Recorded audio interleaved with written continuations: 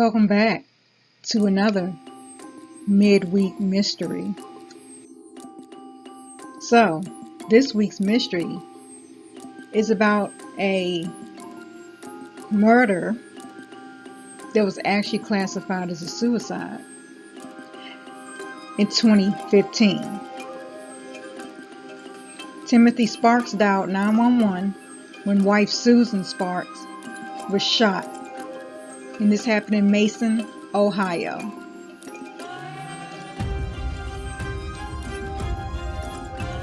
A frantic husband covered in blood called 911 dispatchers and described his wife's horrific wounds after she was shot in the chest during a struggle over a shotgun.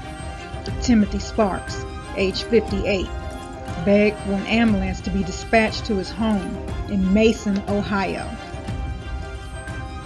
When his wife, Susan, age 56, was shot after she allegedly implied she would kill herself. Sparks told call handlers his wife suffers from depression and later said to police he found her in their bedroom pointing a loaded shotgun at her chest around 6:40 a.m. It's unclear exactly what happened in the struggle. Sparks told police he was holding a gun during the struggle. He did not elaborate as to whether his wife was also holding it and who pulled the trigger.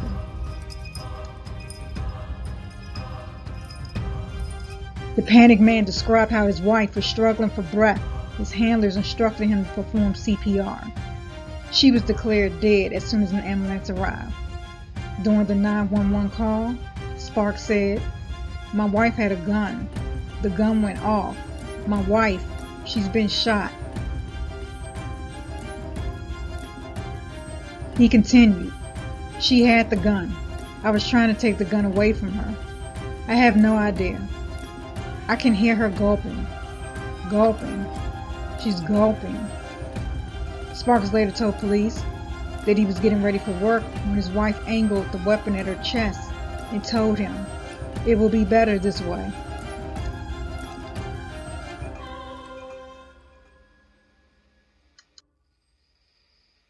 Sparks, who said he was recovering from shoulder surgery, allegedly tried to wrestle the gun away, but was pulled on top of her. He said he was holding a weapon, which he did not think was loaded, when it discharged into his wife's chest. He did not explain whether his wife was also still holding on, or how the trigger was pulled. According to the local news station, the pair had been married for 33 years, and they have 3 sons. Timothy Sparks was a manager at a Chevrolet dealership, and Susan Sparks used to work for Ford. During the 911 call, Sparks was asked to describe her wound, and he said, "It looks like right in the chest. I tried to take the gun from her. She pulled her towards her. She's bleeding from the chest. She's bleeding a lot."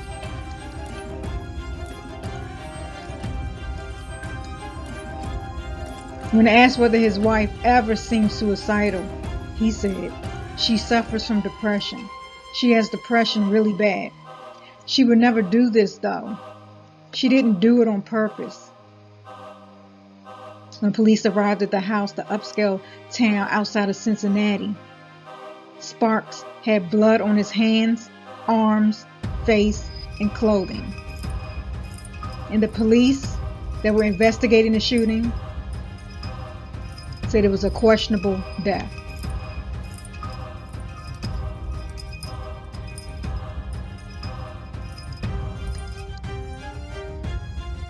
And after the investigation, no criminal charges were filed in the shooting death of 56-year-old Susan Sparks. I find that kind of hard to believe based off just what little I've read. Did you catch anything yet? No worries. Let's take a look at what the grand jury heard in this mysterious death in Ohio, Mason, Ohio.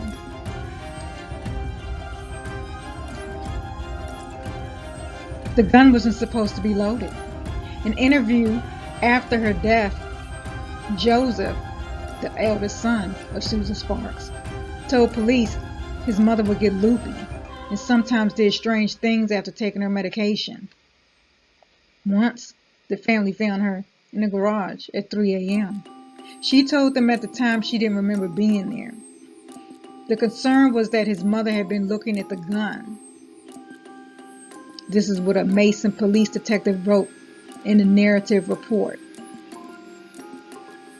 Sparks, Timothy Sparks, Susan Sparks' husband, said he walked into the bedroom on March 30th and saw his wife sitting on the bed with the gun. He wasn't worried. You weren't worried? Seeing your wife sitting on the bed holding a shotgun? The ammunition was in his dresser, so he thought. When he tried to take the gun from her, they fell onto the bed and it went off. Susan Sparks died on the bed a short time later.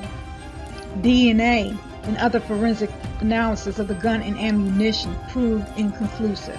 Although it did show Tim's DNA was not on the shotgun cartridge police took from the gun. Prosecutors are still not able to say with certainty what happened the morning of Susan Sparks' death.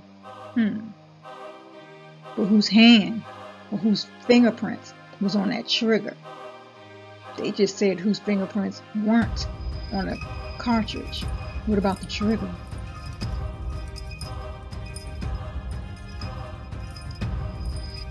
The 5-month investigation raised questions about the family's finances, Tim's fidelity, and Susan's relationship with her 3 children. It even examined whether she was, as her husband and other family insists, clinically depressed at the time of her death. What is certain, a grand jury did not find enough evidence to charge her husband with murder. So the case is closed. No charges were filed. But how did the grand jury make its decision? Grand jury proceedings are secret by law. However, the inquiry reviewed more than 450 pages of investigative documents relating to the incident to better understand how authorities made their case. Let's go. Joseph Sparks, her eldest son. He explained how, in his words, his mother wasn't right, something wasn't right about her. He said she was always depressed. He said she never got physical with anyone, but on bad days, she would say no one loves her.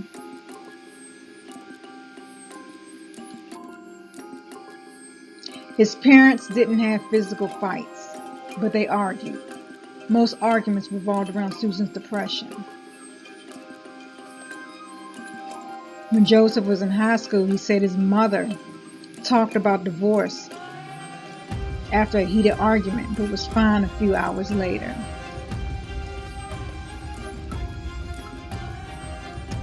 Timothy Sparks.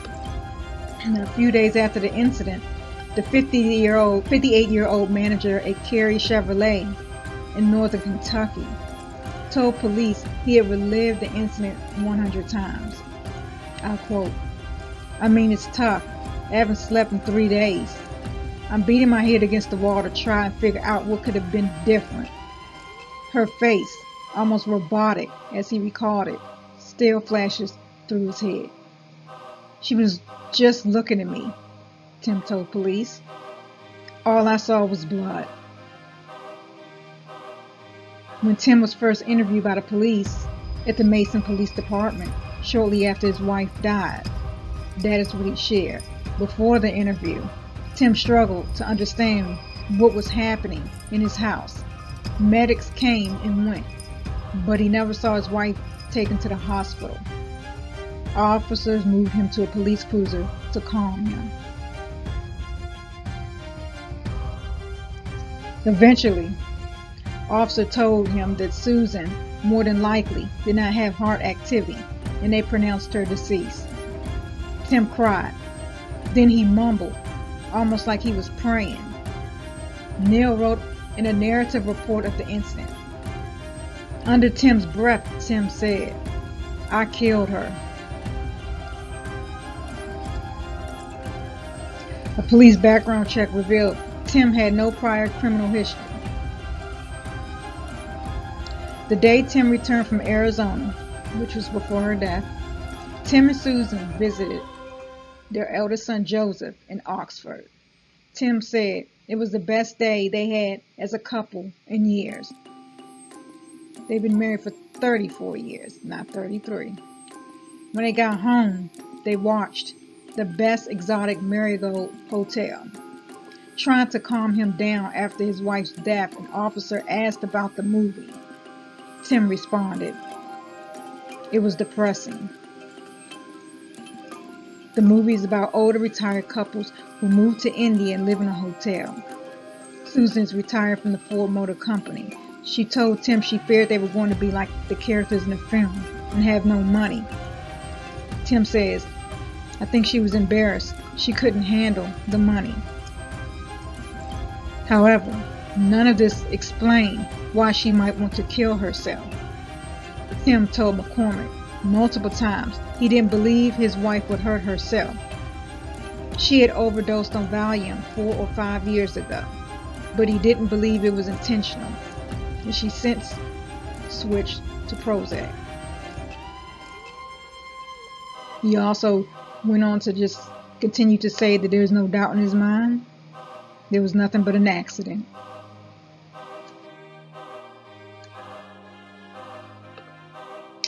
Tim stated, and I quote, I didn't pull the trigger and kill my wife. He told McCormick, I wouldn't harm her. You can ask anybody. She's my best friend. When McCormick left the room, Tim called a friend and a co-worker. I wonder who they were. Tim also went on to say, I can't tell you everything. There's been a horrible accident in my home. My wife is dead, he said. I'm not okay. Dr. Tom Lundberg. Lundberg has known Susan for about 20 years. He described her as a delightful, sweet, and kind person. He said, unless it just happened, the accusations about Susan's severe depression was blatantly false.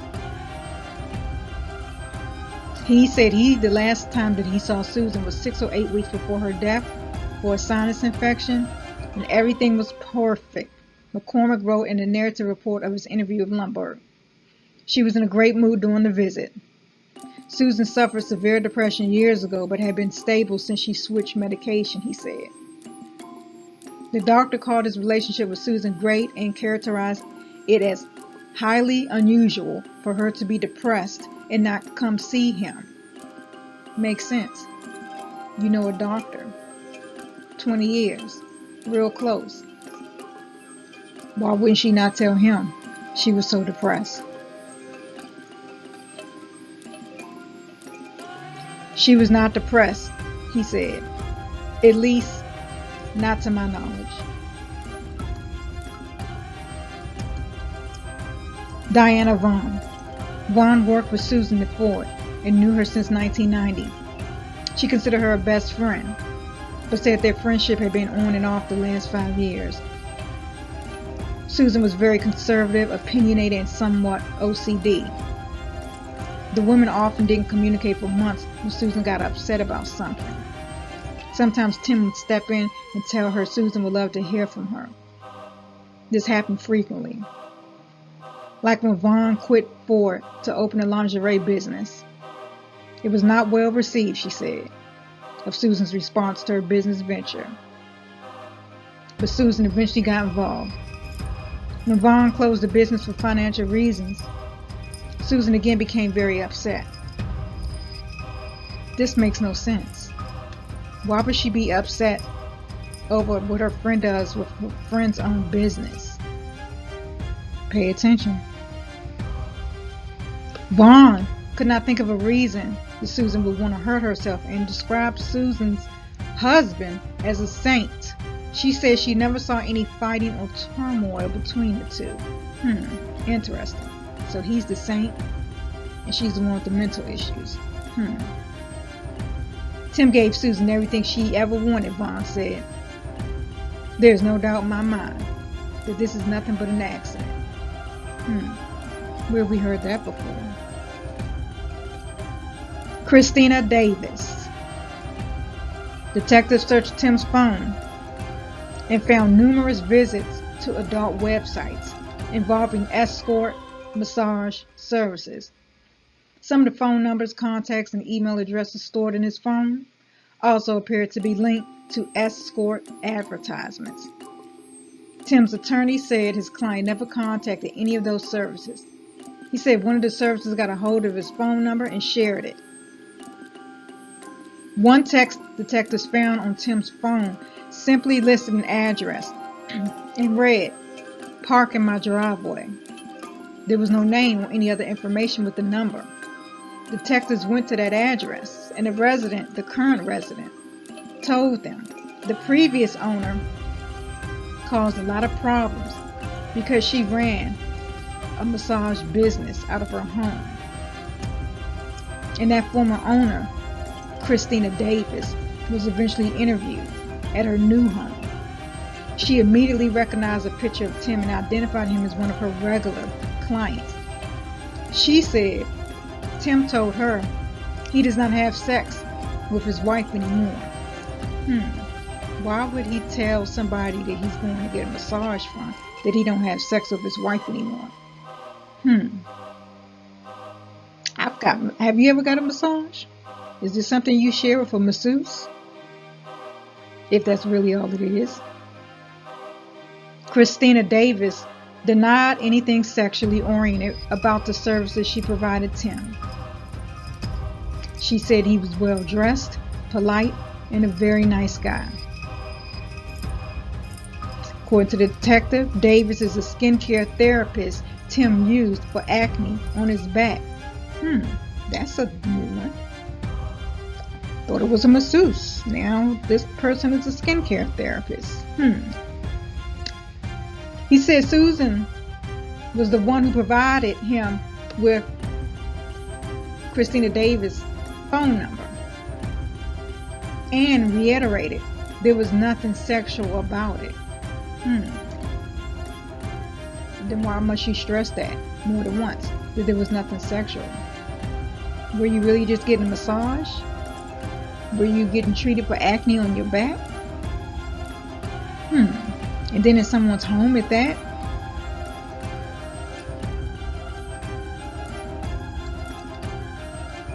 Rolla Henson. Henson used to work with Tim in a car dealership.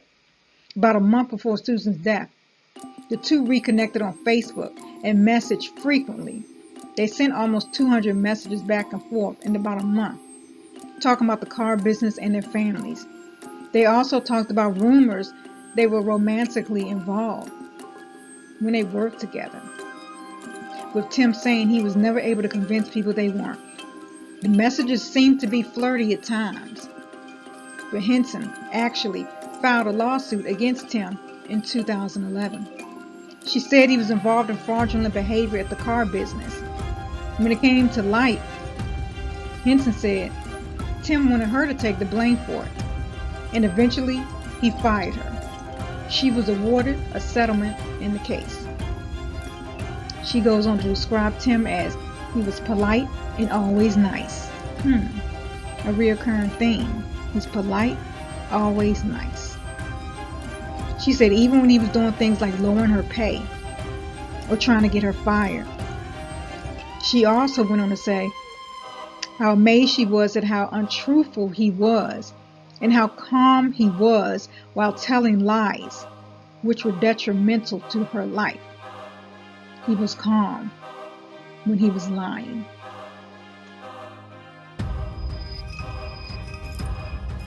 So, let's look at a few more things that stood out to me and then help us come to a conclusion. Because after I just go back over these little key points, please share your thoughts below. Timothy Sparks. When asked whether his wife ever seemed suicidal, he said she suffers from depression. She has depression really bad. He also went on to say she would never do this though. She didn't do it on purpose. He also said under his breath, I killed her. So which is it, Timothy?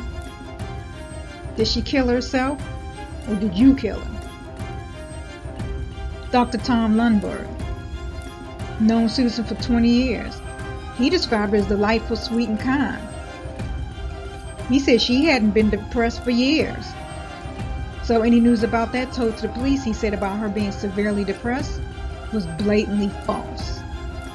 She was not depressed, he said. At least, not to my knowledge.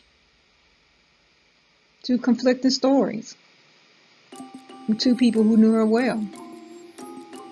Timothy Sparks was already described by Miss Henson as being very calm when he's untruthful and lying. Christina Davis, part of an adult website involving escort massage services. Her phone number was linked to escort advertisements. One of the text messages that was found on Tim's phone simply listed an address and read, "Park in my driveway." The previous owner, according to the current owner said that Christina Davis caused a lot of problems because she ran a massage business out of her home. Christina Davis said Tim told her he does not have sex with his wife anymore. Why would you tell somebody that's allegedly treating acne on your back about your sex life? And Davis, of course, denied anything sexually oriented about the services she provided Tim. He also denied it as well. It was also stated that Susan is the one who provided her husband, Christina Davis's phone number.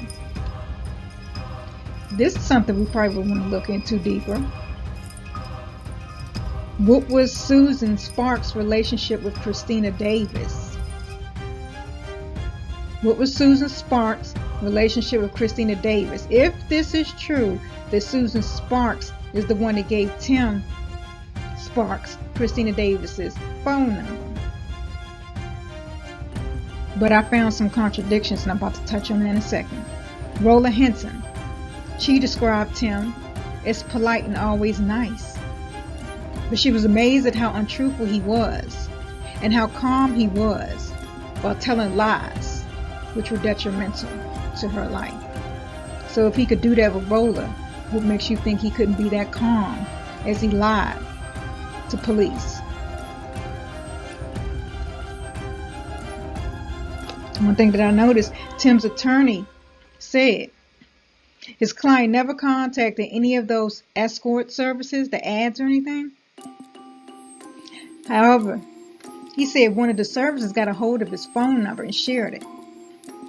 This is weird, because they also said Susan was the one who provided him Christina Davis's phone number. So what was Susan Sparks doing? I don't understand. One of the services got a hold of his phone number and shared it. Who shared what? So did Susan Sparks really give Christina Davis' phone number to Tim? And remember, Tim and Christina both insisted there was nothing sexual about it. Lastly, let's look at Susan Sparks, her last day. Because although multiple relatives said Susan had problems, police did not find a suicide note or any other evidence to suggest she planned on hurting herself. Her iPad history shows she was browsing shopping websites before going to sleep the night before her death. Text messages even document her plans with friends for several days after she died, meaning she already had plans scheduled for days after. You see what I'm saying?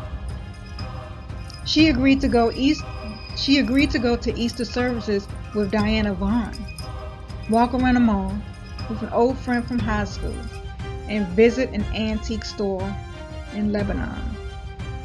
In one of her final text messages, she said, "Look forward to seeing you Does that sound like a depressed person?